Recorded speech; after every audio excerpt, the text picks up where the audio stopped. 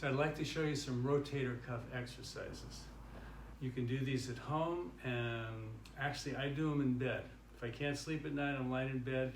It's nice to have a soft surface to work against. So usually with exercises, you're moving the limb, stabilizing it, internal, external, and but instead we're going to be moving more the joint, your shoulder, on the humerus. So it's easy to do and comfortable and very effective. So I'm going to lie down here, get a little head support. Just have it high enough where you feel enough pressure in your shoulder where you feel comfortable. If it's too high, you don't get as much pressure. Too low, your neck might not be comfortable. So I'm going to start my left arm at a right angle. My knees are bent in front. Very comfortable. And again, on a bed, on a nice firm bed, it'll feel good because you can depress it and get some pressure. So with movement, I can just press and not move, just hold my ground. Then I'm working the back of the shoulder, trying to move the arm out, but I can't because I'm pressing against the bed. So you have three options. You could do that, number one.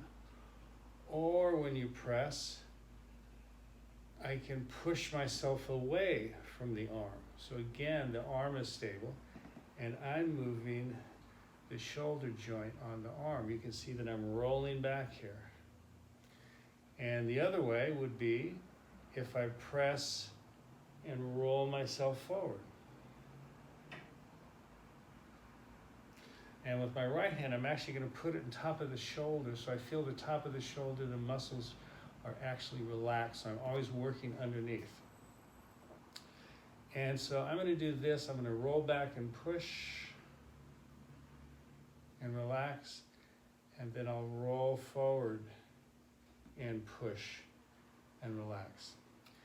And now I'm actually going to raise the arm without moving the elbow joint. So I will roll forward. The joint moves first to bring the arm towards me, and I relax.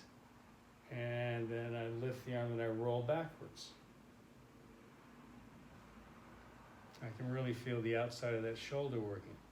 So now we're going to go back and forth. So I'm actually going to push back. So I'm externally rotating, and then lift the arm and pull forward and relax.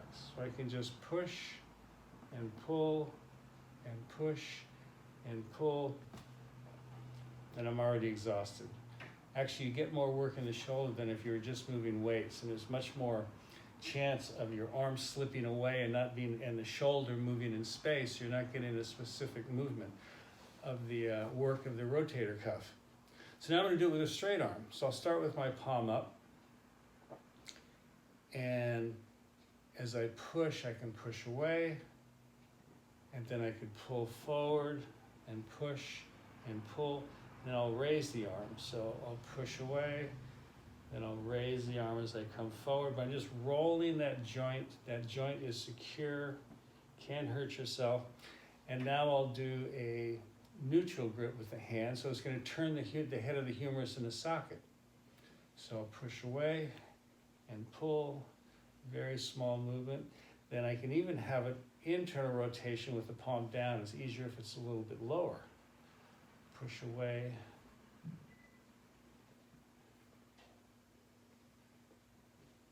And rest. And the next one I'll do is upward rotation. So I'll start with the arm up, and I'm just going to push back, pushing the back of the shoulder into the mat, and then pushing as I rotate forward. I'm going to take this up a little bit. It's easier to get movement. So now as I push back, I can push my body down. And I'm going to stabilize this shoulder, keep it in the sockets as I push myself down, and then I'll pull myself up. I can push down, pull myself up. Now I can also, as I push back, I can go up to it. So I can just push my body up through the arm as I raise it, and then as I internally rotate and pull down, I will roll down. And so next we're going to do a lateral raise, taking the arm up. So I'll start here, And I'll just slide the arm up. And as I slide the arm up, I can push through my spine. So I'm holding that shoulder, and as the arm goes up, I push myself down. And as I pull down, so the lats work here, you can see that I'm going away from the movement of the arm, and then I can go with it. I can slide up, but the shoulder is always pushing down into the joint. And then I can pull that arm down and try to slide down. I can't move as much there. Another way to do it is just to bend the arm, put the fingers on your shoulder, and this teaches you how to, when the arm goes up, it pushes the head of the humerus down in the socket.